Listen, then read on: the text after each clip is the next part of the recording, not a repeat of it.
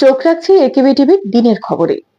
উপায় নেই, মধ্যপ্রাচ্যের যুদ্ধ না থামলে বাধ্য হয়েই বাড়াতে হবে পেট্রোল ডিজেলের দাম। সরকারের পাশে দাঁড়িয়ে আম জনতার জন্য আশঙ্কার কথা শোনালেন রিজার্ভ ব্যাংকের গভর্নর সঞ্জয় মালহোত্রা। তিনি মেনে নিলেন এভাবে চলতে থাকলে আম জনতার উপর মূল্য বৃদ্ধির বোঝা চাপাতে বাধ্য হবে সরকার। পশ্চিম এশিয়ার যুদ্ধের জেরে বিশ্বজুড়ে তেল সংকট চরম আকার নিয়েছে।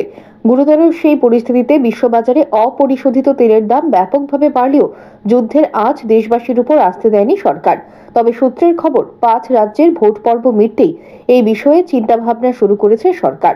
সূত্রের খবর, আগামী 5 থেকে 7 দিনের মধ্যে প্রস্তাবিত মূল্য বৃদ্ধির বিষয়ে সিদ্ধান্ত নেওয়া হতে পারে। রিজার্ভ ব্যাংকের গভর্নরও এবার বলে দিলেন, ভারত জ্বালানি সারের মতো পণ্যের ক্ষেত্রে পুরোপুরি আমদানি নির্ভরশীল। যেভাবে আমদানির পথ প্রভাবিত হচ্ছে, তাতে এই মূল্য বৃদ্ধির বোঝাটা মানুষের উপর চাপাটা সময়ের অপেক্ষা। অর্থাৎ বকলমে তিনি মেনে নিলেন পেট্রোল ডিজেলের দাম এবার বাড়তে চলেছে।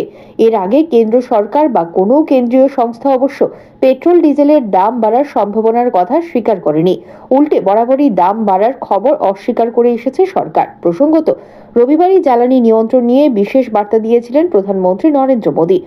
একদিকে যেমন করোনাকালের কথা স্মরণ করিয়ে আমজনতাকে বাড়ি থেকে কাজ ওয়ার্ক ফ্রম হোম করার পরামর্শ দিয়েছেন, অন্যদিকে আগামী 1 বছর বিদেশ যাত্রা কিংবা বিদেশে গিয়ে বিয়ের পরিকল্পনাও আপাতত কাটছাট করার আর্জি জানিয়েছেন মোদী।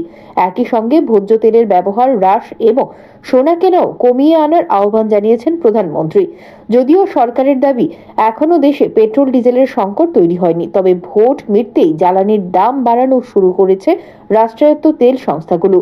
প্রথম কোপটা এসেছে বাণিজ্যিক গ্যাসের দাম বাড়ানো হয়েছে auto এলপিজিরও।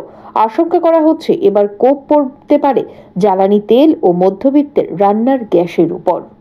Bureau report, AKB TV.